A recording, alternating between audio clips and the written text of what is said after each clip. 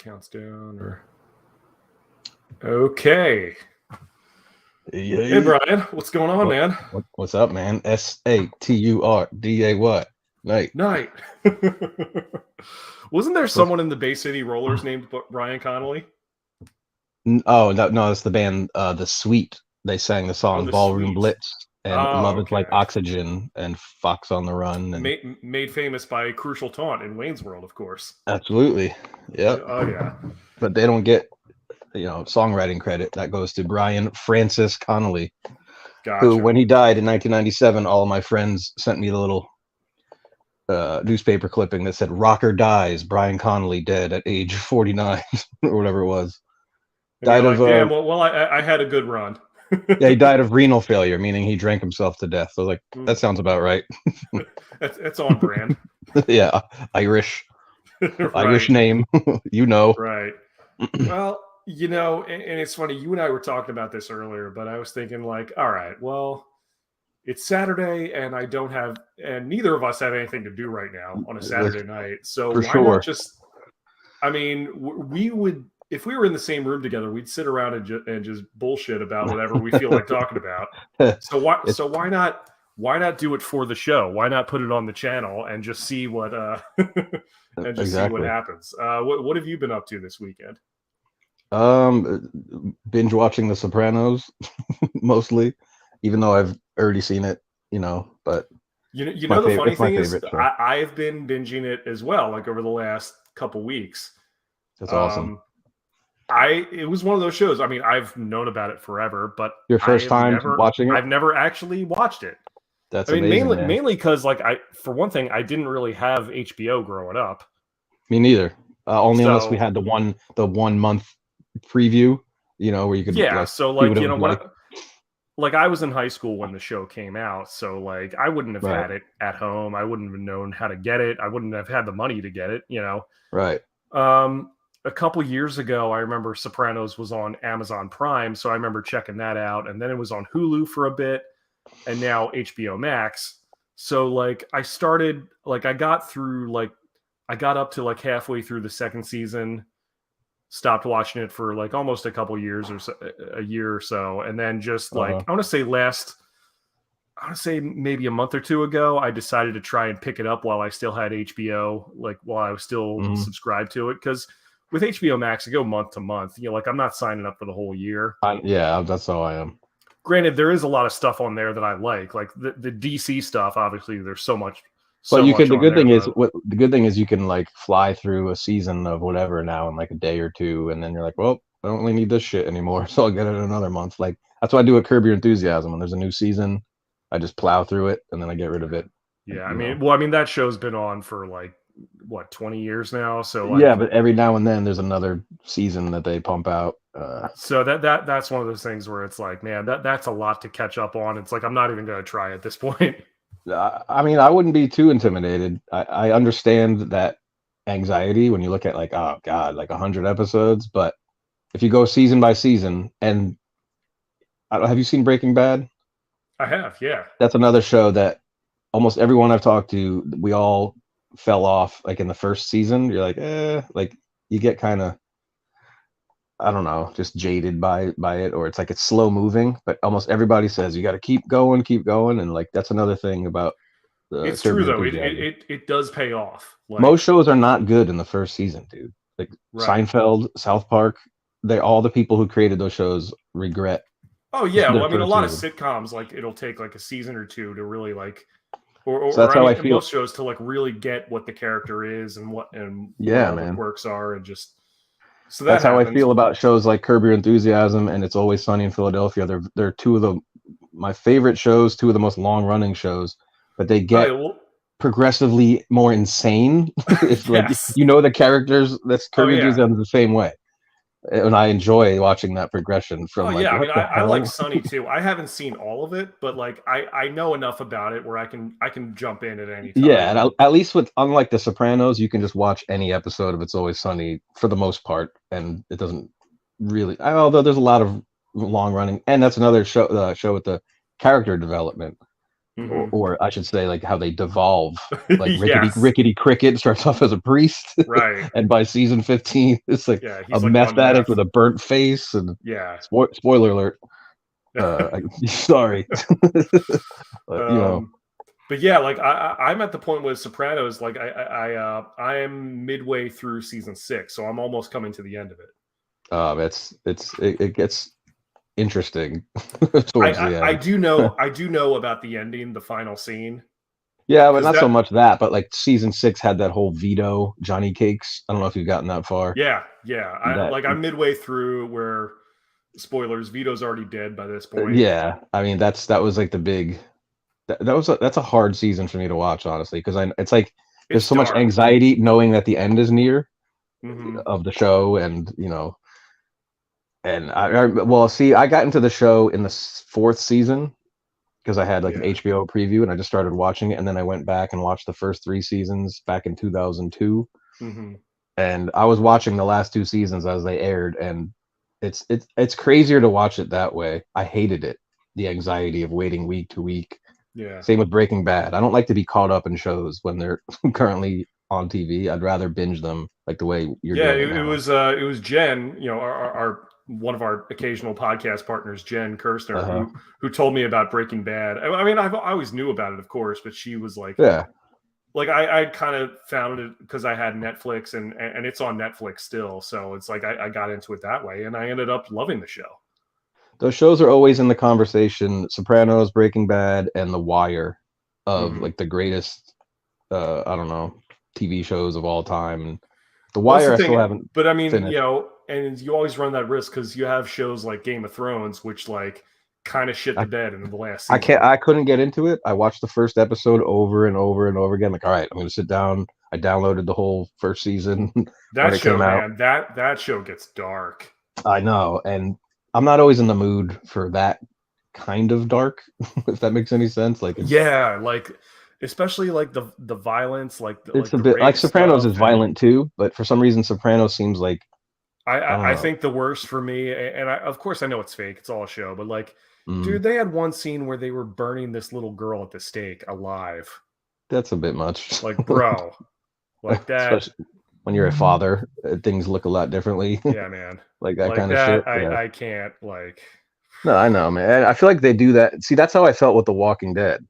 And that's another show. Almost. Did you ever watch that? No, granted. I mean, there are other things about that show I like. I mean, there are a lot of like gorgeous naked women on Game of Thrones. Well, and that's cool. always been what people told me. It was like, dude, topless naked chicks. But you're like, so that's pretty great. But it's not just that though.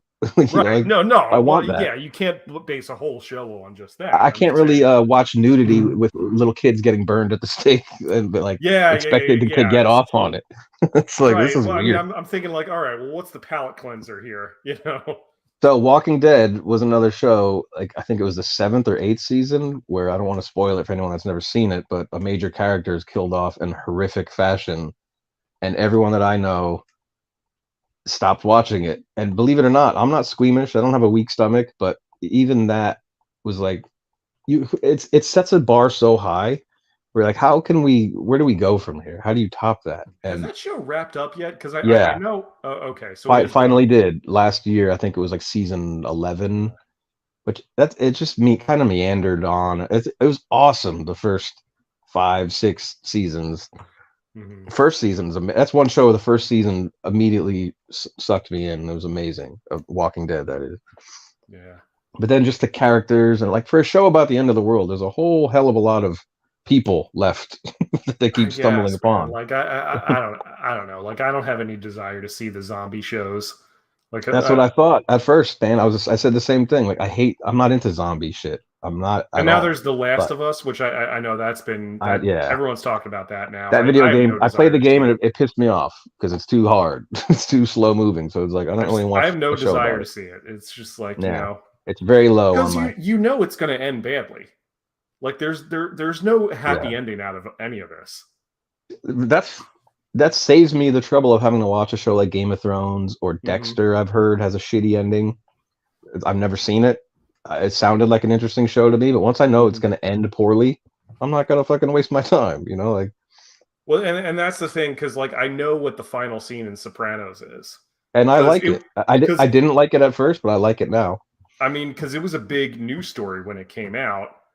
Well, I was one of Obviously, those people watching in 2007 live on HBO, and I I mean, thought, everyone was talking about it, so there's but no way you can. I thought my connection went out, like my TV. Everybody thought that, like when the Yeah. show ended, and you're like, what the fuck? Well, not to mention it was famously using "Don't Stop Believin'," and that Yeah, was just like a big, huge deal for Journey, for the it band, because actually it was number one on iTunes like the next day right, and that was huge for them. So in 2007.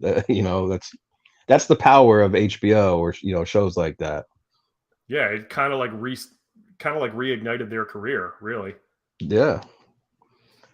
But I mean, this is weird now watching The Sopranos for me, knowing that in real life, James Gandolfini's dead and Tony Yeah, Sirico, who played Paulie Walnuts, is dead. It's yeah. like a little, it feels a little different. It's like, I don't know, it's kind of spooky. Like there's one scene where Christopher says to Tony, "You keep eating like that, and you're gonna have a heart attack by the time you're 50." And like he did have a heart. He was 51 when he died of a heart attack in Italy. As And Corey said, he had a little too much gabagool. yeah, exactly. Yeah, Like gabagool clogs up your pipes if you don't that was it. get enough exercise in. Right. And smashing in a prostitute's head is not proper exercise. No. Heart Last I palpitations from checked. bad coke doesn't count as cardio. Yeah, exactly. Ask the Ultimate Warrior. Oh wait, you can't.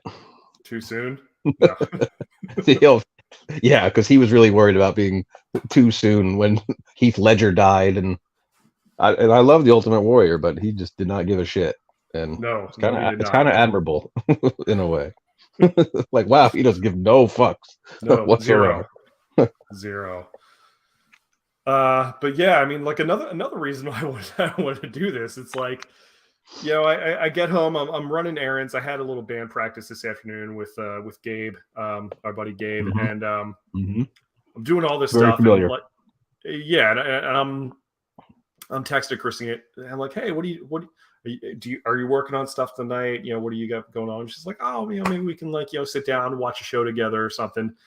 Uh-huh. I finally get home, eat Oh, don't tell dinner, me. everything. I walk upstairs. It's 8 p.m. She's out like a light.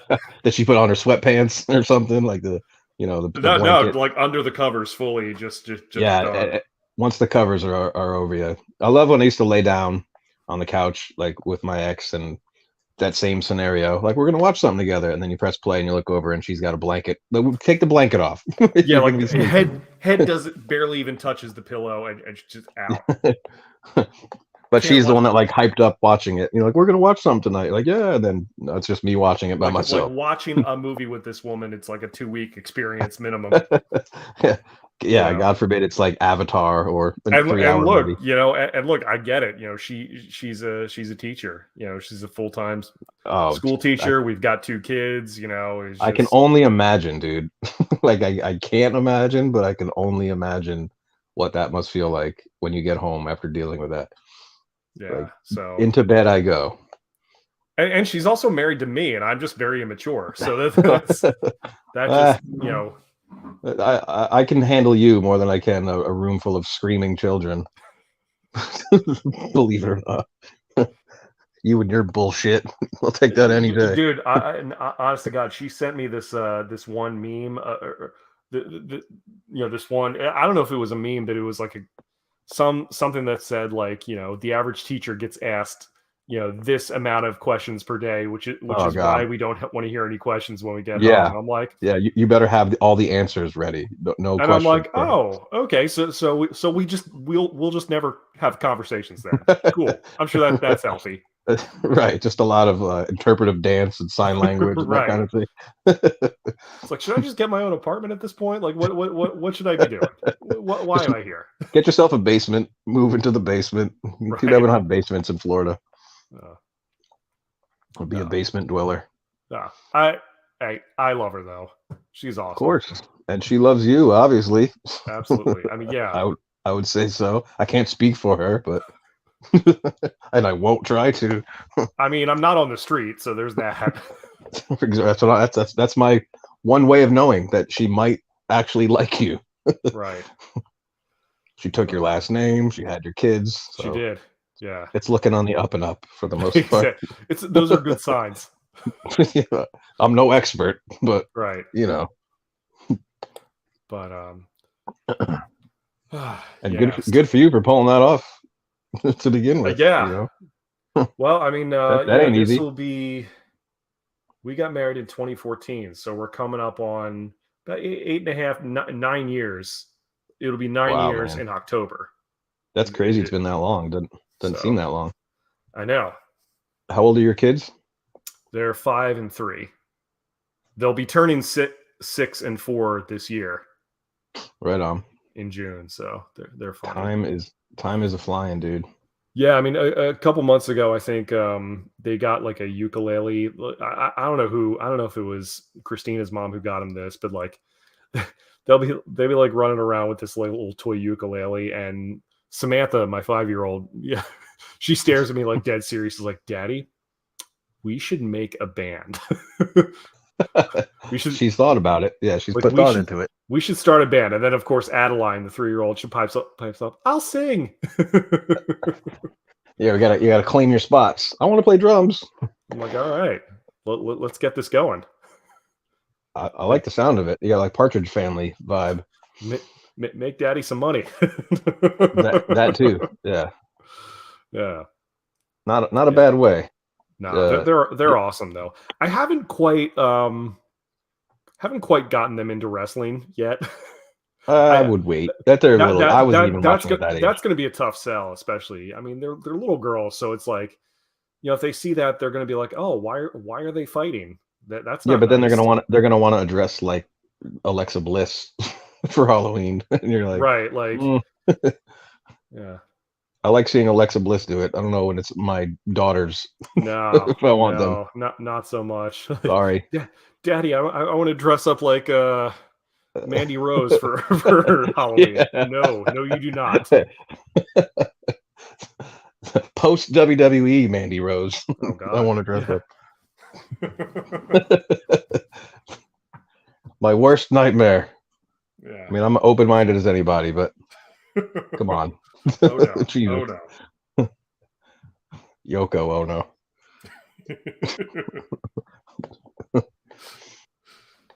So yeah, I watched the China A&E biography earlier today with my mom and dad. That's gotta be sad. Bummer. Yeah, because my mom and dad remember her. They remember me. Oh yeah. I was a huge fan of hers. But they didn't know the sordid details of how her life ended, and it's a bummer.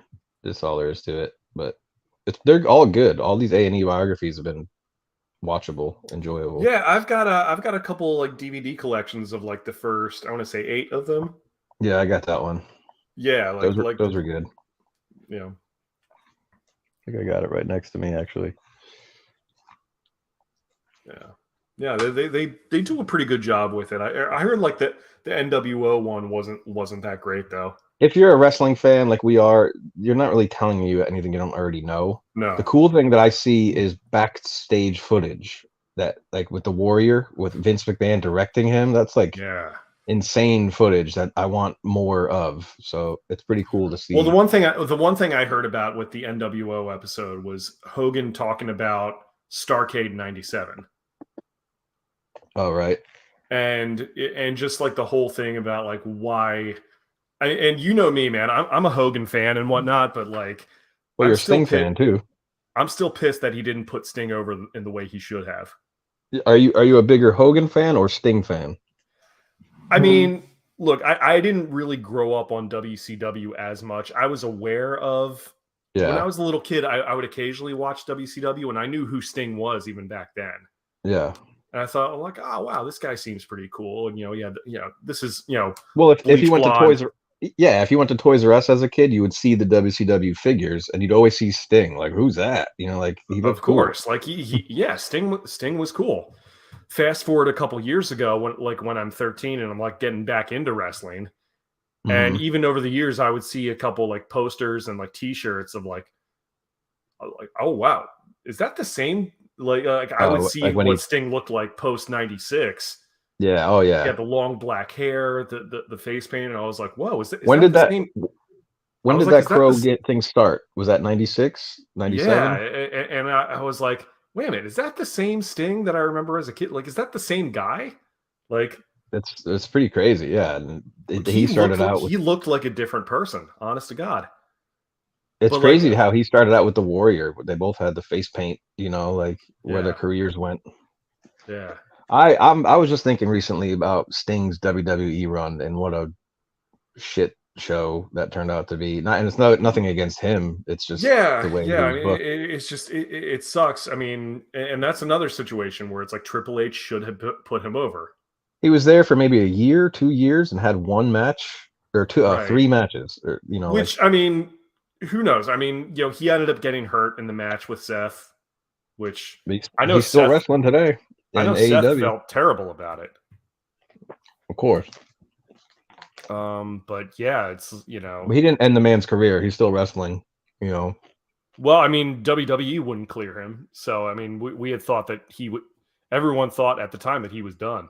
Which is weird because they cleared Edge and Daniel Bryan after their careers ended. Well, I mean, that's the thing with Edge. Like, he was, he ended up getting cleared or whatever. But it's like they were, AEW was trying to get him first before. Well, they got Christian. Yeah, That was weird that Christian ended up going there. It's kind of weird that when Edge and Beth Phoenix come out, that they're announced as WWE Hall of Famers, and they're still you're not used to seeing Hall of Famers still wrestling. right. And Yeah, it's even stranger that they're inducting Rey Mysterio into the Hall mhm. of Fame. That must mean he's got to be thinking about ending it. I I mean, assume his match with Dominic should be a retirement match or something. That would be kind of cool. yeah. I mean, with all the knees and the knee problems and Dude, injuries he's had over the yeah. years, it's. I I don't know mean, how God he's. bless him for still doing the stuff he does, but he's got stem cells injection into his knees and all that, going to Yeah, he was a Colombia and huge shit. part of Nitro, before pre NWO Nitro. That's how Yeah, long this guy's still, and he's young. He's not 60 like the Undertaker. no, I mean he was 14 when he started wrestling too. Yeah, So yeah. I mean, he's certainly deserving. It's strange to see somebody inducted when they're still an active member of the yeah, roster, but he must be winding down. And how much more can you possibly do too? no, I mean What can he's yeah, but I he's mean done. yeah, I mean good for him though. I mean he definitely deserves it. Yeah, man. I'm always. It's WWE Hall of Fame, Rock and Roll Hall of Fame. We have these arguments every fucking year about who should be in, who shouldn't be in. I don't really understand the criteria, but he's certainly deserving. Yeah, I mean, I look at it the same way. I mean, yeah, obviously there are decisions made that I don't always agree with and whatnot, but Political. It's purely political because it's to say this person doesn't deserve to be in the Hall of Fame. right, yeah, and According to who?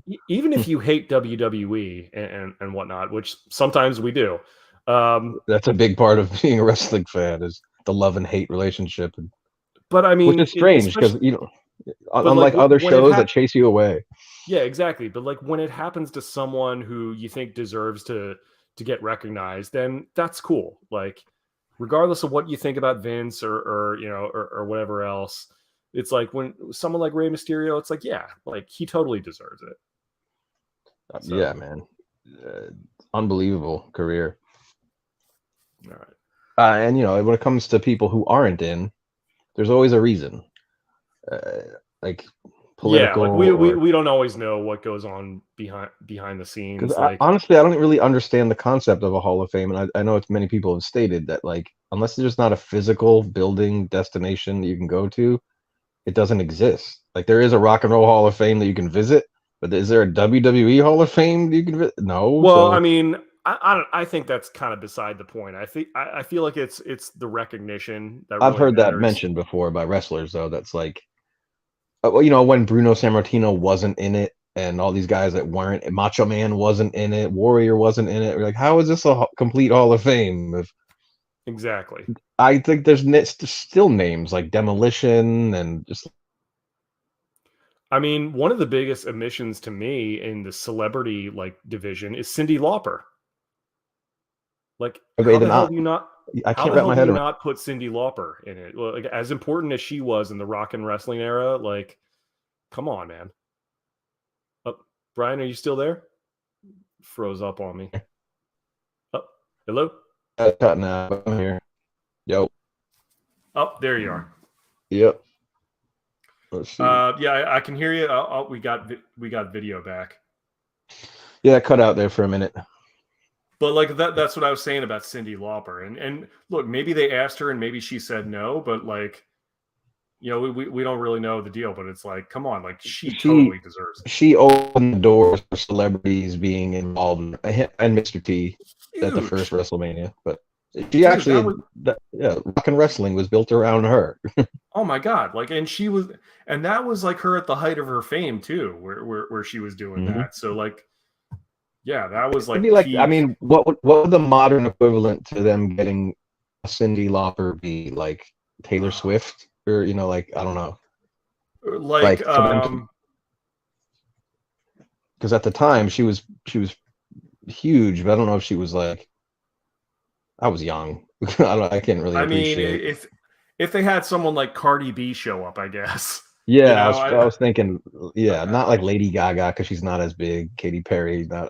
See, even my pop star references are becoming dated now because. Like, at least, like I'm not saying I don't Britney know, Spears. Like Doja Cat. Is Doja Cat still a thing? I don't know. I probably has she been canceled for something? I don't know. I don't know. I don't freaking know. I haven't checked my TMZ feed in a minute. Yeah, or whoever else is hot right now. You know. I wouldn't say Bad Bunny is Cyndi Lauper because he's big, he's popular, but he's not universally.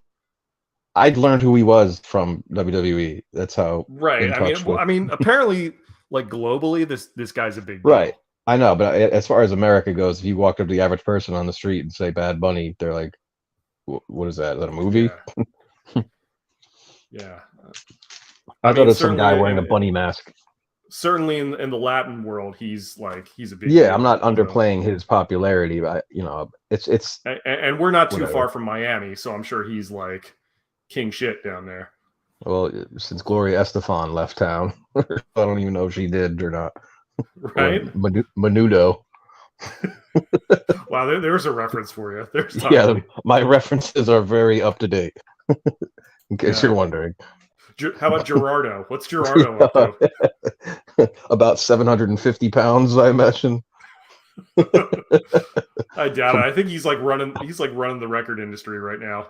We haven't even seen him. I haven't seen a single Where Are They Now update on Gerardo. I think I did a couple of years ago on VH1. I think he's like a record executive now somewhere. Hopefully he discovers a band that you're in. You got that Gerardo. Dude. You got that Rico Suave. Are you kidding, man? I would kill for the Gerardo rub. Yeah, dude, watch me sell out a heartbeat.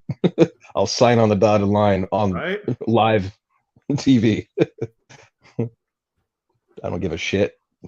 Yeah. I'll reform Milli Vanilli. Girl, you know it's true. Hey, speaking of the band though, we mentioned my band. I know we have a show in 2 weeks from tonight, the 25th. Where at? In Sanford. Sanford's just northeast of Orlando at West End. We're opening for Jimmy's Chicken Shack. Jimmy's Chicken Shack. Yeah. Oh, right on, man. That's already here. You've been promoting that for like a few months. Yeah. That's crazy. I mean, we don't have anything else on the books right now. And you were with us in LA and everything, and you know what we've been going through. We're just different guys. Was that the last show you guys did? In LA? Yeah, we haven't played out since then. Since you played with us. Right on, man. So I mean, a lot of it's getting our new guitar player Chris up to speed. And that's cool. I didn't know you guys had a new guitar player. Yeah, Chris Stone. He's on rhythm guitar player. Great dude. Good player. Really smart guy too. Really good with like audio engineering and stuff like that. That's a huge plus. So the plan right now is to, we've got the show, but like we haven't really been actively booking any other shows beside that because it's time. We got to sit down and write some new stuff and record. No, that's a good reason to take a break. You know, we had some new songs that we were pretty excited about with when Derek Allen was in the band. He ended up leaving at the end of last summer, and Derek's a great dude, by the way. Nothing bad to say about the guy. I mean, it was disappointed that when he had to step away, just because he's so good and I loved working with him. But yeah, man, that's the nature of the beast, really. A lot of the new songs were from him, and it's just one of the things like, all right, well, now that he's gone, we haven't recorded them yet. We should probably just write with whoever the next person is. That's I mean, like I was hoping to have had like a new EP, like at least recorded by now, but plans get in the way, and how long does it take you guys to write songs typically, or like I don't know if there is a typical standard procedure. I mean, I don't know. Like we haven't really been working on that in the last few weeks, honestly. Like just whenever we're able to get together, it's been tough. So I suppose like as a band, you guys have like 9 or 10 songs that you can just play at every show. It's you don't really need new material until you're sick of playing the same songs, I guess. Which is kind of where not that you're sick of playing them, but like I wouldn't say you're sick of them, but and Elton John's still singing Rocket Man, right? I mean, like and it was one of those things where like I was debating whether or not to keep the band name. You mean from this point forward or from years ago? Well, I mean, partially from years ago, but like partially just with like, when I talked about that, guys, I'm like, I talked about that with the guys and just be like, hey, look, I know we have this history. I know we have, a catalog of songs. Not that we're a big deal, but like we have done some stuff over the years, and there's a little bit of history there. Do you guys want to start fresh, or like call it something new and start from the beginning? Because it's like, I know that I want to keep it going. Do you have reservations about the band name because you think it sounds too like metal or violent or whatever? We were talking about whoever had said that. Yeah, I was talking. I don't think that, but no, I was talking to to another friend of mine who's in a band a couple weeks ago, and we were talking about playing like the House of Blues, for example, and like why we haven't done it yet. And she was shocked. She's like, "Really? You guys haven't played it yet?" And I'm like, "It's just hasn't happened." And like I want to, at least it's not once. Like you don't want to. It's not you're not trying to play. It's just. And she was thinking like, I wonder if it's. She's like, I wonder if it's because your name Vertebreaker, that kind of sounds violent, and because the House of Blues is on Disney property, maybe there's like corporate guidelines for that. And I'm like, yeah, I wouldn't be surprised, but hasn't Megadeth played there? Hasn't like I don't know. I honestly don't know. Yeah, I mean, I don't know. I don't know what their standards are. I have to look at their list of. I know Living Colour played there once, and he was saying something like "fuck Disney" on stage. I was like, can't say that. You're probably never going to be invited back. Right? I don't know. Yeah, I don't know what the rules are with that. Yeah, I don't know. I mean, but I mean, the name. I think it's a cool name. Like I think absolutely. It's a little bit long. People spell it wrong sometimes, but that's not your fault. Not your problem. Like even if I was going to start a new band and call it something else, like stylistically, it wouldn't really be all that different from what the band was. I don't think. I mean, I don't know. It's something I go back. Maybe you should. Yeah, maybe you should do a fan poll or survey. I mean, I go back and forth with it in my head, but I mean, but in my heart, I know I'm like, all right, well, this is the band you've always wanted to be in. This is the, you like these songs. You still enjoy playing these songs. People still, remember who you were mostly. Yeah. And, so that's. No, I mean, at this point, you're the only remaining original member. Like it's your baby, So it's how do you rename one of your babies? It's tough to part with that, but you never know what happens. And I told and it's one of those things. Like, yeah, I wish Ryan and Rod, who I started the band with, I wish they would have stuck around. But like Yeah. I'm friends with those dudes, and I'm like, hey, the door's always open if you ever want to do stuff again. So and they know that.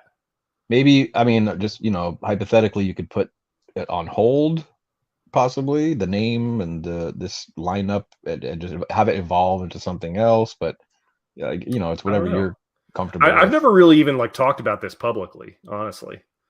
Yeah, why not? Yeah, but I mean, this is just me spitballing here. Like, I don't want to give Vertebreaker up. I really don't, and because I feel like the songs that we've done so far are cool, and like I'm really proud of the So records that we did. I think it's a good idea to I mean, ask around, like, see what, and that doesn't necessarily mean it should influence your decision, but see what other people's opinions are of, like, how do you guys feel about a name change, or should we keep it? Is it too, I don't know, because that's just one girl's opinion on your band's name. So maybe if you Well, I ask mean, some people, and I mean, it wasn't even her opinion. She was just hypothetically speculating right, but why. it could be a valid reason because it's Disney, man. Disney's got crazy standards, Yeah, but like she was just kind of speculating on it.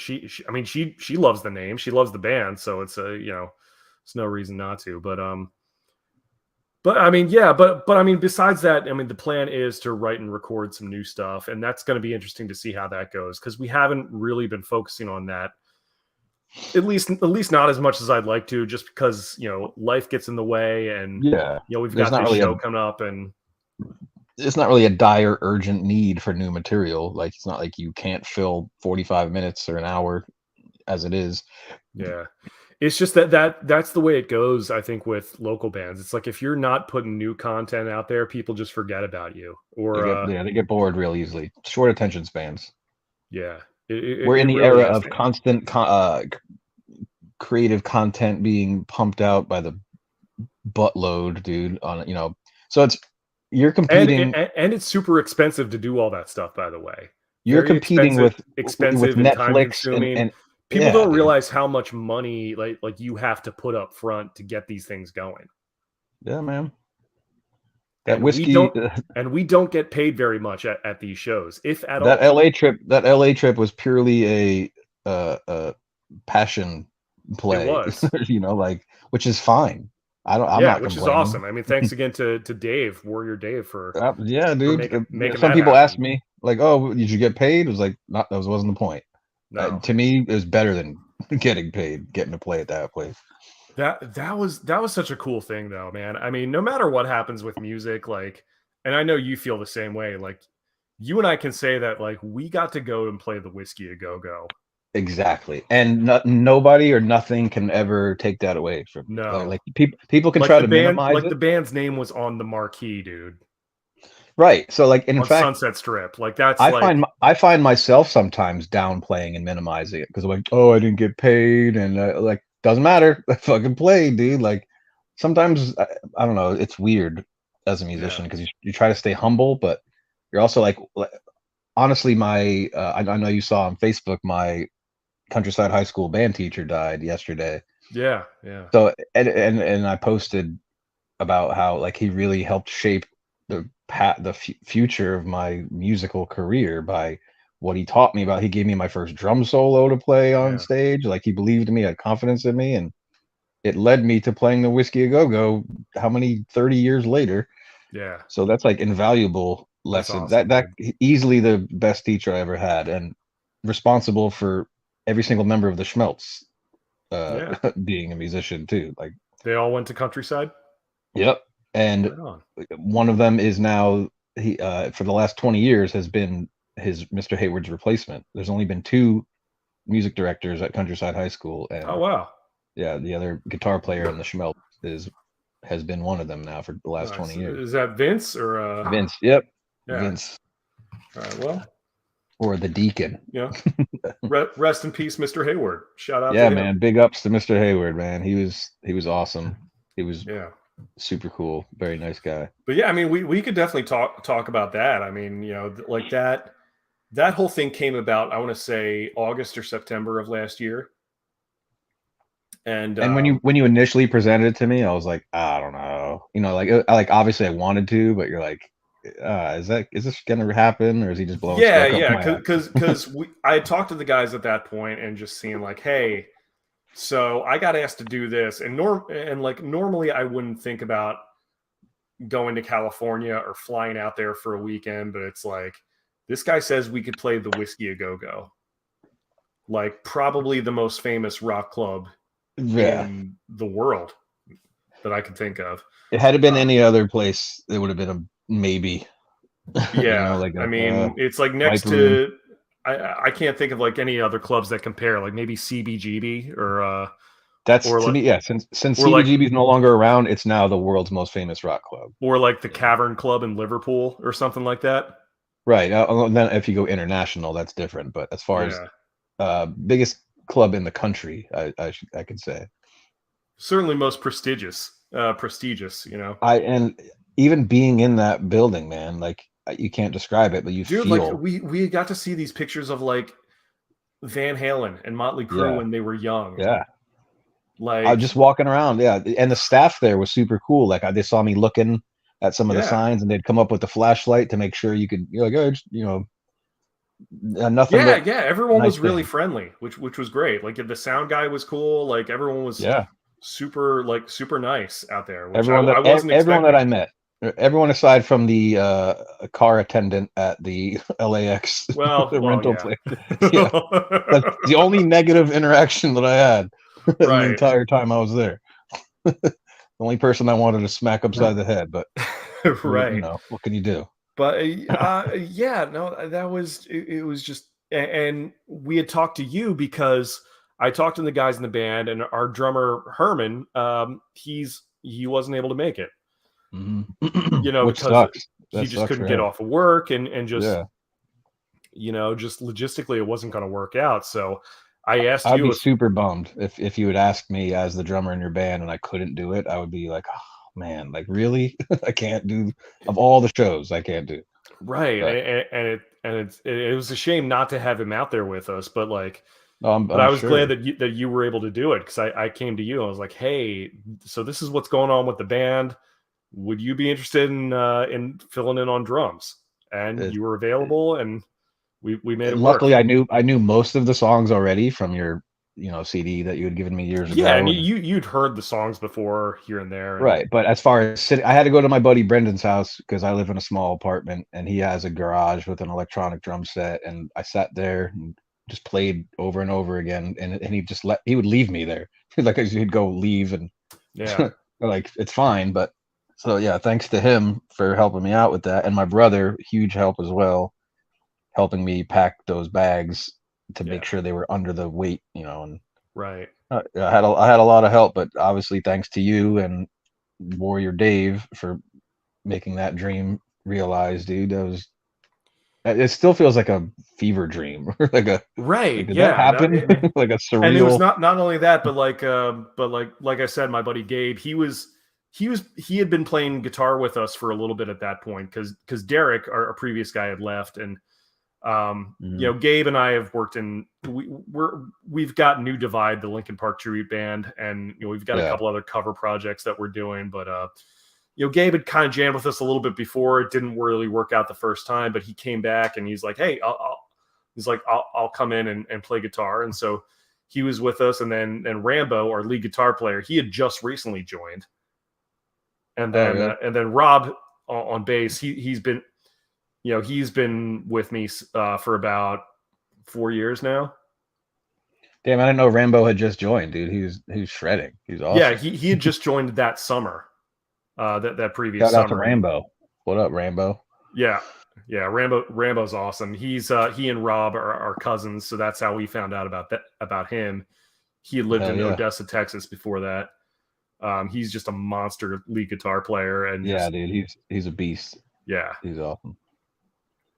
So, but as it turned out, Rob, we had ended up booking 2 shows out there, like one at the Whiskey on Friday night, the 9th, and then one for Warrior Dave's birthday in Corona, which is just east of LA, at a bar called Rockefeller's. It was like an all-day fun show too, man. that was a lot of fun. That was super fun.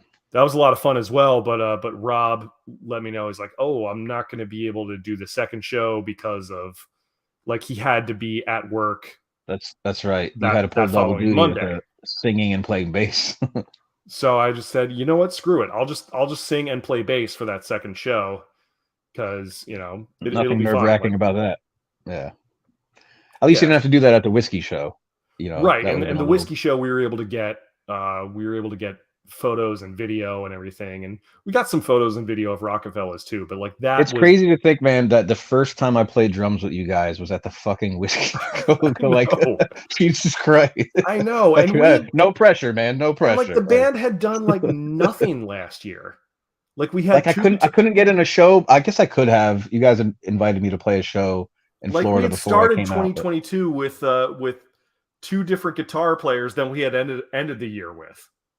Oh, right. So I mean that like, and look, this is a guitar driven band. Those are 2 very important. It's kind of a big deal. We kind of need it.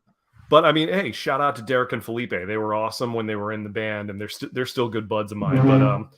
But life gets in the way sometimes, and people aren't always able to stick around. At least you stay on good terms with them. It's absolutely. I mean, I've been pretty lucky where it's like very few people who I've worked with I've ended on bad terms with.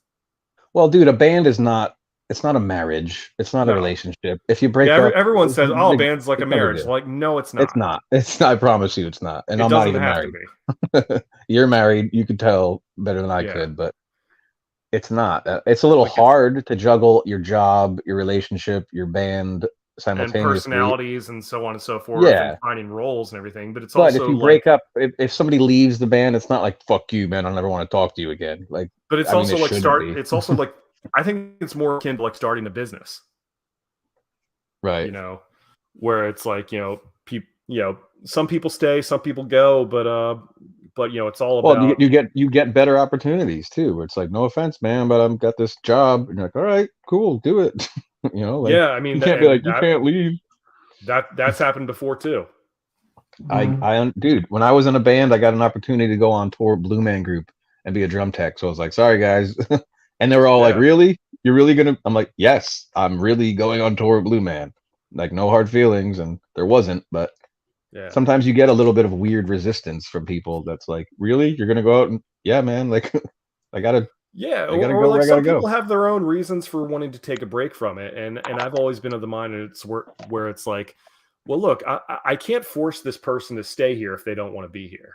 And I'm a free spirit, man. I go where the wind carries me. I can't tell you what I'm going to do next. It's like, right. Like how I ended up playing at the whiskey. Did I plan that, dude? Did I really have that on my list of things to do? No, but it made it happen. We got to do that, and like we flew in the same morning, which was nuts. I probably shouldn't have done that, but my brother was very concerned. There was so much that could have gone wrong, but thankfully it didn't. Like I even missed my first flight. You missed your flight, yeah. And dude, my heart sank when you sent me that text. Like, you missed your flight, and I was like, dude, we cannot do this show without you. No. Like I'm a pretty good at rolling with punches, but can't. Yeah, it's no big deal. I'm just the lead singer. Like you know everything about every song, and I don't know shit. No big deal. We'll just put you on Zoom. Right. Yeah. Have you sing on stage. There was so much that could have gone wrong, but thankfully didn't. And that's the best part about the experience, is how much things did not go wrong, even though they could have, And when you're me, you tend to dwell on what can go wrong, but didn't miss the flight, everything without it. Honestly, I wish I could have played that Rockefeller show first, so I could have had some, because I feel like I played a little bit better on that show because I was a little more comfortable. Yeah, like get the jitters out of the way. But exactly. It's like, and I wasn't necessarily nervous. I was more like stoked and excited to play at the whiskey, but it went by so fast that I was just watching the video of it. That I was like, I don't even really remember. And like, it wasn't a packed house or anything, but people dug us. Like I felt doesn't matter. Like people did. That's another thing, is like there's not, the room wasn't packed full, but we still played, and we played. Not to mention, my buddy Jake showed up from San Diego, and Jake is the original lead guitar player for Vertebreaker, and he's lived out in Cali for a couple years. And I was like, hey, dude, like I'm playing the whiskey, like playing the songs that you recorded, and it was cool. Crazy. It was cool to see him again, and he was super stoked, and I got him on video and whatnot. And both shows we played, I made so many new friends with all these other bands that we played in, and the two guys on Earshot turned out to be from Florida too. Right. Like, so insane. I mean, like whatever happens with Vertebreaker after this, I mean, I hope we can do House of Blues or something like that one of these days. But if not, you played the Whiskey a Go-Go, so you're all true. right. That's true. And you opened for Steel Panther, who are actually at Janus Landing tonight. Yeah. Last night they were at the Plaza, and we got to open for them in 2017 at the Plaza. That's fucking awesome, man. That's amazing. Yeah, and shout out to Super Dave from WJRR for giving me a call like 6 days before that and letting me know. And it's like, it's another. If you ever get a call like that again and you need a drummer, I'm available. Just so I know it. Like if it's like a last minute, like that's the kind of shit that. And that was another situation where it's like we had played like a crappy like bar for nobody a week before that. And we ended up getting the call to open for Steel Panther. That's why you don't give up, man. Yeah, exactly. The best show I ever played in my life, was in 1996 when I was 16, and there was nobody there. It doesn't matter. Like, it was the most fun show. It was my band, the Shrinky Dinks. We played with this band, Bigwig, and to this day, I'm still friends with them, even though there was nobody there. You know, but like, it was just, it doesn't matter. It was 5 days before Christmas. There was like 5 people there, but. Oh yeah, most fun. Dude, there are so many times where I get either depressed or like sad, or feel like nobody gives a shit. Yeah, and, dejected. You know, yeah, I mean, like I'll be honest, like it's hard for me sometimes to go to some of these House of Blues shows with and see these other bands who get booked like multiple times, and it's a shitty feeling because like they're good bands and they're good guys, and I'm happy for them genuinely. But it's hard not to be envious because it's like, well, because you're like, what are they doing that we're not? Yeah, like why has this not happened to me yet? And also, why am I not getting a straight answer about why I haven't been up there yet? And sometimes it has to do with sometimes it has to do with like certain promoters or certain people like ignoring me, you know, when they used to respond to my calls or texts. Well, you got to be a kiss ass. Or like big shows happening, and it's like, I wonder why I wasn't asked to be part of this. Yeah, I don't like to be and just like these like mental mind games, and sometimes, and it's kind of a shitty thing because like it might have nothing to do with me or anyone else, but you assume it does. And I don't want to like confront people about it or whatnot, or like bitch or vent. And I'm certainly not going to name names, but you know. Not yet. At a certain point, you wonder if you're doing it right. But then, on the other hand, like I go to a lot of like other local shows, and it's a great feeling when people come up to me. Like I walk in the door, and like I'll have like 4 or 5 people like, "Hey, Jack, how you doing, man? What's going on?" And I'm like, "Yeah, dude, right on." People do remember me, and that you're in a community that you feel a part of, and that makes it all worthwhile. So what I'm saying is like I'm grateful to everyone who's ever supported me and the band, and I'm grateful for you for stepping up the way you did and filling in. And like we had an amazing weekend. Equally grateful for the invitation, dude. It's like, wow. Like we got to play the Sunset Strip. The next night we got to go hang out in the Rainbow. Like I know, man. I never thought I would get the chance to do that. Even Rockefellers, man. Like it was like Fused by Defiance and some of those bands we saw from Zero to Hero. Like there's such great energy all around. A lot of good talent, for sure. Which I don't know why I don't know why I didn't expect that. You know, sometimes you expect like, oh, there's gonna be a bunch of bands I don't give a shit about. And it's like, no, dude, they were all good. Like every band. Yeah, they were all good, and we got to go in there and we hung right in there with them, and people were digging it. The first band that went up that day at Rockefellers played an acoustic version of Real American. Yes. So I was like, come on, man. I got off the plane. Remember, we got off the plane. We were on the same flight after you missed your flight on the way there, and we heard "Smooth" by Santana at the airport in LA. Yes. So these are little signs if you pay attention that you're like, all right, we're doing the right thing right now. Yeah. So, regrettably, we didn't. That was cool. To play Smooth. I wish we had more time to. I wish we would have had more time to like do some touristy stuff in LA while we were there, but like we still got to accomplish quite a bit. we would have had to been there for about a week or so to really, Oh yeah, I well, I kind mean, of wish I could have stayed a little bit longer, but because once you get there, you got to fly back already. It's like it's crazy. oh But yeah, well, plus, I mean, Saturday, like the Saturday after that, we were all just dead tired because we were up for 24 hours traveling. well, not to mention know. the clusterfuck of, I mean, it's really nobody's fault of Guitar Center telling us they had equipment for us to rent. Oh yeah, and then yeah. they Well, that didn't. was another thing with the Rockefeller show because like Yeah, I was talking to people about like, hey, what are we going to do about renting equipment for this show? Because the Whiskey thankfully had their own backline. They had a drum right, set. They right. had they had amps for us to use, and that was fine. So we didn't have to travel with it. Thank And I God. was thinking like, okay, well, do we have to rent stuff? And if so, where do we have to go? How much is that going to See, cost? that was the biggest cause of stress, and even that turned out fine. Yeah, I mean, Like at a certain point, like, because I would like for weeks, I had been talking to a Guitar Center out in, out in that part of California, wherever, what Riverside, I think, right, was the town, yeah, and they had said that they rented equipment. It's like, oh yeah, just come in, right. when you need it, and because we can't reserve stuff for you in advance, but come in, and we'll see what we can do. And we get there. And I talked to the guy and says, "Oh, we don't rent amps." And I'm like, So "Really?" what? Because like Come again?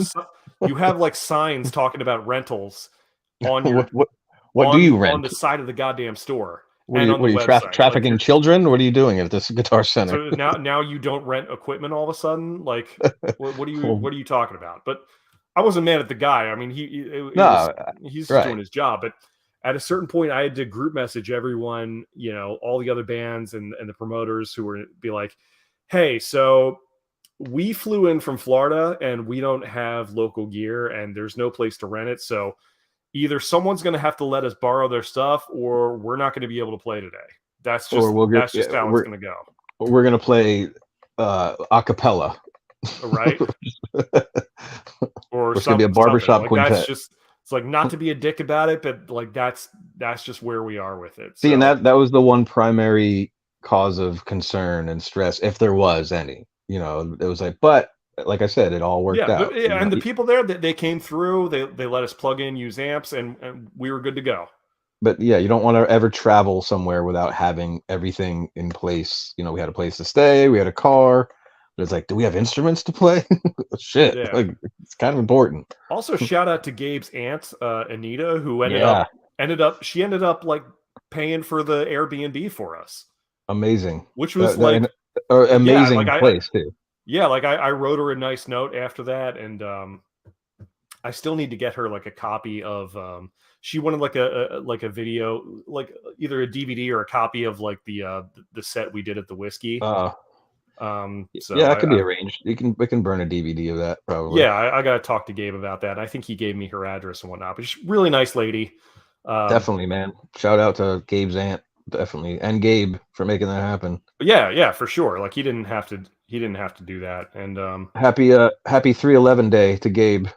Yeah, Today's Gabe 311. plays in a 311 tribute band called the Excitables. That's right. And yeah, man. And he's that dude has just so much music coming out of him. One of the most crazy. knowledgeable Weird Al fans that I've ever had the pleasure of interacting with, much to your dismay, much to your chagrin.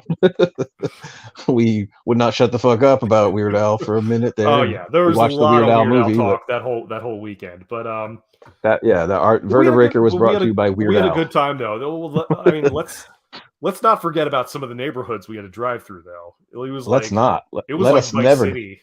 Let us never forget. No joke. Like Saturday night, we're driving home, and we're driving through the neighborhood. It's like 2 a.m, and no joke, we see like a hooker on every street corner. I started looking around, the car. I was looking out every window, and I was like, we are on all 4 sides surrounded by hookers, prostitutes, like clearly hookers, all 4 too. street corners, like clearly Which, these are ladies. And the reason I know they're ladies of the evening is because their G strings are showing. It's like, like GTA. We're like, I stereotype. Like it's like they were having a meeting.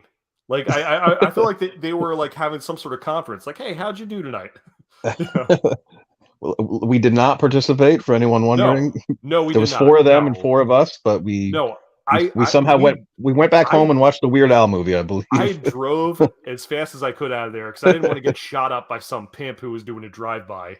In fact, I think I had you take me to an In-N-Out burger or something like that. So it was just I mean, we had to do In-N-Out burger at some point because we're East Coast guys. We've never experienced that. So I would rather do an In-N-Out burger than an In-N-Out with a LA prostitute. Okay. Hey-o. I just thought of that. Exactly. Right. And that's all, folks. That's all we got. Good night. And we've been canceled. Yes. Oh, whatever. But yeah, that just means I'm a fat guy and I like burgers. And they were good too. That was the LA trip, man. That was the long and short of it. I do want to do like an extended podcast about it one of these days with for sure. And me and Rambo and Gabe and Rob and all it's hard to believe it's been fucking 3-4 months now since that happened. Like, it's crazy, man. Because that was a big deal. And if anyone wants to say, "Oh, I'm tired of hearing about you playing at the Whiskey," too fucking bad, man. Because no, I'm never shutting up about it. Between 2 paychecks from WWE, Blue Man Group, Bigwig, all this cool shit I've done, that's all I got, man. I don't got a wife and kids. I don't got like Brian a house. Connolly, this is your life. Yeah, it might not seem like a lot to some, but it's all that matters to me. It's pretty good. I really don't give a shit. I'm proud of it. I'm happy, and you should be. Only you guys to thank for, of course, making that. Honestly, and like it wasn't on my bucket list. Like I had never said I want someday I'm going to play the Whiskey, because it's like that's insane. I'm going to play Madison Square Garden. Like what? Right? Yeah. I'll play Wembley Stadium. So there's really no point in having a bucket list. It's like just look at your list of accomplishments at the end of your life and let that be all that matters, dude. Well, if I had a bucket list, and go on it. So there you go. But definitely, and even better with like a friend's band. Like a friend of mine. Sure. And like you and I can, bullshit for the entire weekend and have stories we're going to tell each other for the rest of our lives. I'm not even in the band, and I played your biggest show. Yeah. Like, hopefully Herman's not too mad at me or upset with me for. No, not at all. No, I did him a favor, but at the same time, I'd be like, really? That's the show you're going to play drums on, man? Can't be like some podunk bar in Tarpon Springs or some shit. No, it's got to be L.A. Sunset Boulevard. Right. Well, we found a way to make it happen. We always do. So yeah, I mean, but like I said, the band's next show is in 2 weeks in Sanford. Besides that, we're just gonna try and focus on writing and recording some new stuff. Yeah. Like I haven't done a proper music video with this band. Really? No, and I've been in music videos before, like for other friends' bands, and well, also when I briefly played in Mature Musical Pictures, that was another band I was briefly playing bass for. I did a video for them. That was cool. I wouldn't even know where to start if I was to film a music video. Like there's a lot that goes into that, but unless you're doing it yourself. Honestly, not to sound like cheap and money grub, but like it's expensive to do stuff like that. I imagine it's probably like as expensive as filming a movie like Clerks when you're Kevin Smith. Right. Just maxing out a bunch of credit cards. And I don't have well, I mean, probably not that expensive, but it's if you want it to be separate ways by Journey, probably not. That's one of my favorite. I love the fact that there's a YouTube video of them of that video without the sound. Yeah, I saw that recently. Any of those videos usually make me die, but that one was pretty damn good. Yeah. It's just a keyboard. It's like that couldn't have been the real audio. I mean, that's a good enough video, right? Like, what else do you need? I mean, it doesn't have to be like November Rain. Just right. Yeah, the magnum opus of videos.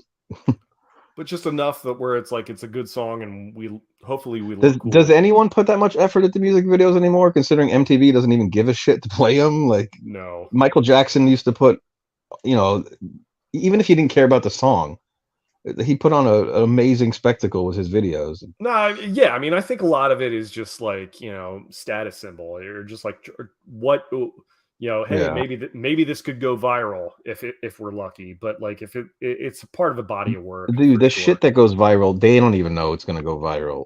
It's like the dumbest shit goes viral.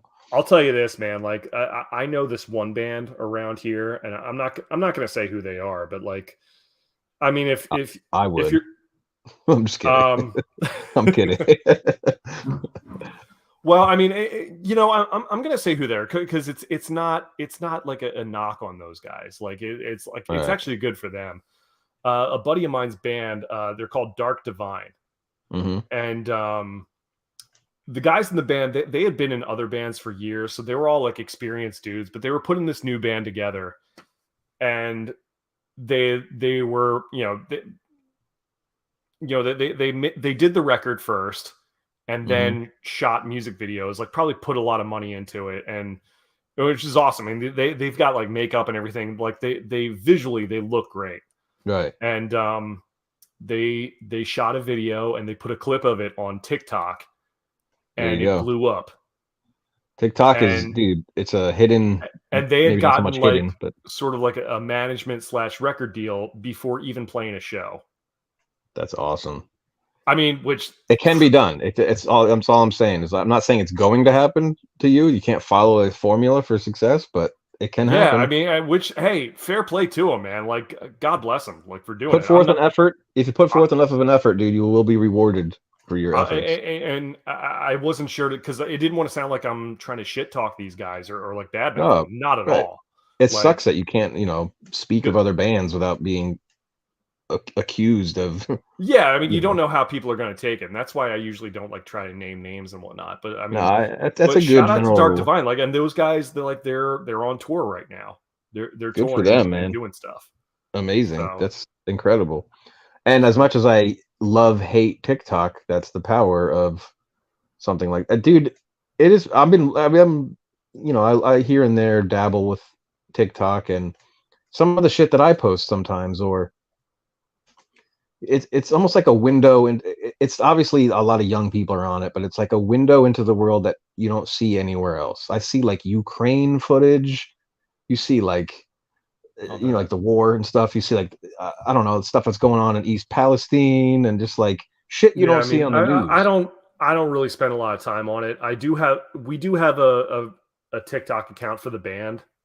Well, it's you're reaching a lot more eyes than you would with anything else. Yeah, so I mean, it's out of necessity. Like, we'll Facebook, Facebook is over, man. Like, it's on its way out. I feel like it's compared to Instagram and TikTok, there's just so much more engaging content. Like, I barely am on Facebook anymore. It's just annoying to me. Just ads and shit I don't care about. I mean, yeah, we've got something for the band on TikTok. I don't personally have my own TikTok profile just because I'm not really interested in that. But because you're a grown man. Yeah. So and plus I feel like it's like I don't want the freaking Chinese government scanning my face and whatnot. And then there's that. Yeah. Well, if you don't fall for all those traps, and I don't. Right. I'm not using all these filters and shit, but like it's a good place to people watch and be horrified for the most part at why is this so popular? Why is this video just this girl's lip syncing to Vertebraker songs? You get more views. That would be awesome. If there are any young people right now who want to like make TikToks of like to my music, go for it. Yeah, I'm not offended if you want to. Yeah, go for it. That'd be awesome. And we usually like. And we don't even post on TikTok that much, but like every now and then we'll put out a clip and we'll get a bunch of likes. So I'm like, hey, okay, there's something. Yeah, I understand the reach that it has, but I wouldn't want to oversaturate with like creating too much content, because then you're like, who has the time to consume all this shit that I'm posting out? But that's why it's quality over quantity. Don't put out videos every 10 seconds because. Sometimes we just don't have anything to put up right now. Right. So then don't bother. It's silly to create content when you have nothing to say. Right. Like, it's just like, I'm not going to put up like a video on my band's account of me like eating breakfast. Like, I'm sorry. Nobody wants to see Hey guys, I'm just making myself some eggs. Just checking don't in. mind me. They're scrambled in case you're wondering. Like, oh, nope, no one cares. I need attention immediately. Right. That's all that says is, hey guys, just want, and you always got to start off with, hey guys. My brother says every video on the internet that starts off with, hey guys, is not for him. No. Hey guys. And he's right. Well, I mean, at least I don't be like, hey guys, it's your boy. Like, yeah, or God, it's what is that? I can make a list of all the things that these people say, and like apparently that's what you got to say if you want to be on the internet. Yeah, I'm not a fan. I mean, I am guilty of busting out a "Hey guys" or "What's up, guys." Well, now you don't have to be self-conscious about it, but right, you're not a 13-year-old girl. Well, now I'm gonna be. Be sure to smash that like button and that notification bell. Just shut up. I'm not subscribing to anything until you show me your content first. Right. If you don't piss me off, I might follow you. I got your content right here. Yeah. Call back to Sopranos. Anyway. Oh, there you go. Yep. I'll be watching season 5. Me and Johnny Sack. Yeah. So here's another thing. And this isn't anything new, but like last night I'm talking to a buddy of mine about like just the overuse of backing tracks that I see live rock bands do nowadays. Oh, it's brutal, man. It's gotten to the point where like I can't go to see a local show, and like I'm just wondering, it's like, wow, are these guys really singing backup? Is this I understand, like, and I know I'm gonna sound like a fucking old fart for saying this, but like I'm even older than you, so I can only imagine. Yeah, but how I feel. It's one of those things where it's like, if you have to use backing tracks, try and keep it to a minimum at least. Like, yeah. I'm not saying like don't use any of them at all. Because like, Wait a minute, are you pro or are you anti Milli Vanilli? Well, Milli Vanilli is like the most egregious example of it. I know, I'm just kidding because we mentioned them earlier. Yeah, but it's certainly not this kind of backing tracking we're talking about. Well, I mean, my band does sound like a cross between Milli Vanilli and William Hung, but and that's why I was involved, because if you guys weren't, I have my standards, dude. Of course, I knew you're a man of principle, and you guys don't sound like Meghan Trainor. You sound more like William Hung.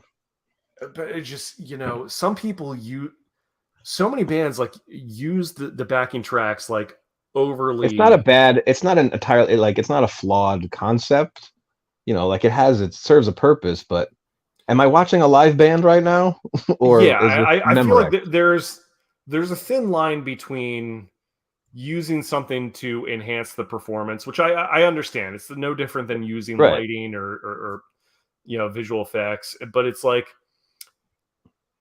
I'll give you an example. Like when we played Rockefellers, and I'm not going to name any names there, but there was this one band I saw there that like they were using tracks so blatantly, and it was like it was loud, and it's not really their fault. But yeah, the mix, it was just blatantly backtracking, and it was so much like so many of the vocals were backtracks. Even they were like guitar solos. Yeah, they were clearly not playing. It didn't sound bad. Musically, it just sounded like too good. It sounds like I'm listening to an album. Yeah, how close to the album does it need to sound? At a certain point, that's not playing live. Like, part of the live experience is like, okay, I don't know. I don't know when it became this rule that it has to sound exactly like note for note, like it sounds on the record. Not in hard rock and heavy metal and whatever genres of music that like these bands I are. understand wanting to sound good on stage and wanting to put your best foot forward. I get that. Yeah. To me, it's more of a hip hop. Like, I saw Post Malone fall through the stage, and he's not singing, but all of his tracks and vocals and music is still like, that's weird to me. That not just the fact that he fell through the stage because he was hurt, and he turned out to be okay, but. Okay. I don't know. I happened to see it on TikTok or something the other day where he fell through the stage. I mean, you're like, you would think the music would stop if you fell through the stage. Like, it didn't. Everything was just going, and the singing, it was all like, that kind of shows that you're not at a concert. Right, and Post And Malone's a you're, talented guy. Like I'm I not know, a fan of I it. really, I really do enjoy his music, and I like the Nirvana thing that he did that time to show that he had Travis Barker play drums, and I think it was right when COVID hit during quarantine, he did this weird hour-long set of Nirvana songs that showed I he's an remember that. actual talented musician, man. I'm not hating on him, just hating on the backtrack thing where you fall through the stage and like the show's supposed to stop, the music's supposed to stop, right? Like, no, not anymore. That's so they've made Yeah, it and so like I understand like putting in a few sound effects here and there, or like, right. It enhances the sound, the show. That's yeah, I get it, but like I don't know, like there are certain things that like you're cheating, dude. I'm It's like, cheating. well, I mean, and not even cheating, but like there are certain things that like, okay, does this extra track really need to be here? Like I Right. was seeing like an interview that like I think Zach from Shinedown was doing, and I love Shinedown. I think they're a You're great good. band, but Yeah, we saw them at the next big thing. yeah, but like they I mean, kudos to him to being honest about it. He says like, oh well, like they sweeten up the backing vocals a lot, or it's like, well, if there's a part that has like a shaker in it, like we're not going to hire some guy just to play a shaker for a song. And it's Right. just like, okay, but why does a shaker part need to be in there in the first place? You know what I mean? Yeah, right. Is it really that integral to the It's like not. did we really need to bring triangles and shakers and cowbells to the And, whiskey in and like LA? I understand, like on one of their biggest songs, Second Chance, it has like an orchestra, like a string section on the Yeah, record. right. And like I'm not saying that you need to like hire a string section to come with you on tour, but like No. I don't know, you can't get someone to like replicate that on keys or something, So here's a good or like example. do you really need a string section to play that song? You don't. No, no, you do when you on in the studio, but when you're playing it live, not everything No, live needs to sound exactly like the record, dude. I'm no. sorry. Plus, I come from a punk background where I appreciate a metronome. I appreciate it being on time, but I don't need it to be. I don't need my music to be perfect, dude. Yeah, Like yeah. I mean, no. I mean, look, playing to a click. That's one thing. when you're That recording, when you're playing, yeah, like I understand. But like when I want to write music and create it, I'm not setting. Oh, this is going to be in this time. I'm not. I don't know. I don't operate like that. I'm not. It's not yeah. I important to mean, me. what I'm saying with that is like there's like there are ways to use it, but there has to be a line where it just becomes a little too much. It's like don't Rick, use it as a crutch. Is all I'm saying. yeah, Rick Rubin has a new book out where he basically explains he has no knowledge of what he's doing whatsoever. It's all just feel. And he's like explaining how there's like rules. Rules are meant to be like even with music, when you're writing a song, like, oh well, it has to be verse, chorus, verse. Like, no, it doesn't. You're like, who said? Who Not said necessarily. anything? Right. That's the thing about when people say, well, you got to use a metronome and you got to play to this and you got like, you don't got to do anything, man. Because if you're gonna stand out as an artist Well, or a musician, you got to do and something different. that's the thing I'm thinking about right now with with Vertebreaker, Hmm. because none of the guys in the band right now, none of the guys really sing like backup. Right. It would be great if they did, but it just didn't work out. Like Rambo can sing a little bit. He's got a pretty decent voice, but like he's not used to singing like backup and harmonies. So I like mean, I'm not either. I would like to, but it's a confidence thing. It's like a yeah, and I understand that. So I mean, but like I don't know if I would want all like because like when we record, obviously I'm gonna multi-track my voice and create like big harmonize. Yeah. big stuff like that. I mean, because like why not? It's the studio. Like you don't just go nuts with it. If we want to add some Make it piano sound in as there, big. Yeah, make it sound as big and full as you can. Put yeah, keyboards in there. because that's what people are going to hear the Right. most, ideally. But like I'm not necessarily worried about recreating all that live, like Right. So like spot on when in perfectly. your song In the Name, Hmm. that siren at the beginning, like Yeah, we can't you can't have that when we're at the whiskey. I guess we could, but it's not like you're saying, it's like it's not that important. It's not right. like, well, we can't play the song without the siren at the beginning. Yeah, we can. Like, Yeah, I mean, who like gives a shit? if we were able to put it in there, like that's It cool. sounds yeah, it I sounds have no cool, but problem. it's just I not. wouldn't have an issue with like using a track to throw in like a sound effect like that. That'd be cool. And it's possible too. It can be done. It's just my point is Was that we the most don't really need to. Like even on right? like obsolete, there's like a piano line in there. Yeah, Like and that sounds cool too. With yeah, it headphones sounds cool on. on the record, but it's like Mm-hmm. I don't necessarily need to put a backing track there live. Like it I doesn't know like it doesn't it makes ruin the song. it makes me wonder why people feel like they need to have that. Like it's unnecessary, and it's just an unnecessary amount of stress and work that you're. I don't know. I mean, it's And like the guy from Shinedown, he was saying is like, well, 90% of bands out there do it. I'm like, okay, well that may be the case, but like that that doesn't really make it right or dude. necessary. I'm never somebody that's interested in what 90% of people, the population, are doing, because 90% of people think Katy Perry is amazing, and I'm sorry, I couldn't think of a better example. Justin Bieber. All right. Like, don't care, dude. I don't care about 90% of the population's like pop music for the most part. It's not my thing. I don't hate it, but I'm not following trends. I'm not like, Yeah. I don't give a shit, dude. But like when it comes to vocals, like I don't know how I would feel about like having a backing track with harmony vocals. I mean, That'd be weird. I'm not totally against the idea. Yeah, but it'd be an adjustment to get used to. Yeah, I don't know because I mean I do like I always feel like the more voices the better. I do like I do Yeah, like bands with I multiple love singers. harmonies. Yeah, like Bad Religion. I love their backing vocals and harmonies and shit. But you can't. Yeah, I It's mean, so but hard I to. mean, ultimately with the current lineup, it's like we don't really have a lot of vocals, right now in terms of besides my own. So that's just what we're dealing with right now. I mean, it doesn't mean we Well, with can't your work on it. yeah, your new material, you might be you might have some parts that might come out of something. Hey, maybe you sing this line, and who knows? That's the good thing about writing. It's harder to put backing vocals in songs that already exist where they didn't Yeah, I mean, weren't look, there. if I had the budget, if I had the budget for it, I'd like hire some like backup singers, like some good looking girls who can sing, do something like that, make it, make it work. But Like the girls that were on the street on Sunset Boulevard. Hey, you ladies want to sing backup vocals tonight? right. Give me $500 and I'll do anything.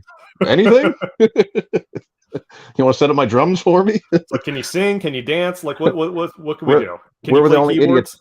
We're the only idiots that go to Hollywood and get hookers to be our drum techs and guitar techs. But even if I wanted to have like some recording backing vocals, like I wouldn't want to. I feel like it would be lame to have like the guys in the band like mime it. You know what I mean? Yeah, Like go up yeah. to a mic and like pretend to sing. Oh, That'd be I'm so telling you right lame, now, dude. I'm not doing that. Like I'm not in sync Backstreet Boys. Like Yeah, like we're not doing that's synchronized dance moves, guys. Sorry. I don't know. And look, I'm not begrudging anyone doing what they feel they need to No, do, man, but art is subjective. You do I'm whatever the not trying to fuck you shit want. talk any other bands who might be doing that. I'm just saying my personal preference. I wouldn't want to do it that way. I mean, Well, I guess we're old school. We're old men, I guess old dudes. so. Get off our fucking lawn. Put your lip Right? syncing, TikToks, and your facial recognition software. Your Dan Fogelberg records and your Ataris. Oh, Brian.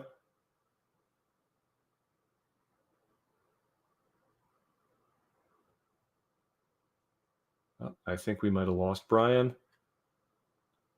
I don't see him right now. I'm just gonna wait a second.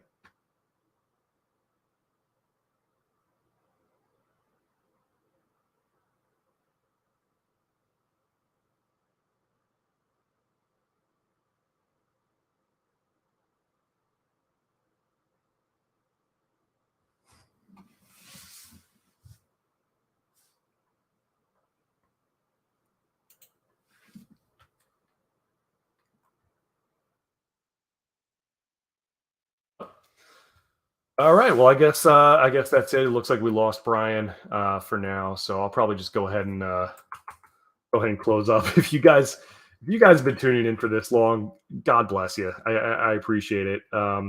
We just wanted to do something fun. I don't know if we'll keep this up or make this a regular thing, but thank you guys for tuning in, man. Check out all the links should be in the description. If they're not there, then they will be after I stop with this with this broadcast. But Thanks for tuning in as always. Make sure you click subscribe, click the notification bell. You can smash it however you want to do it. Cool. I'll see you guys later. Have a good night.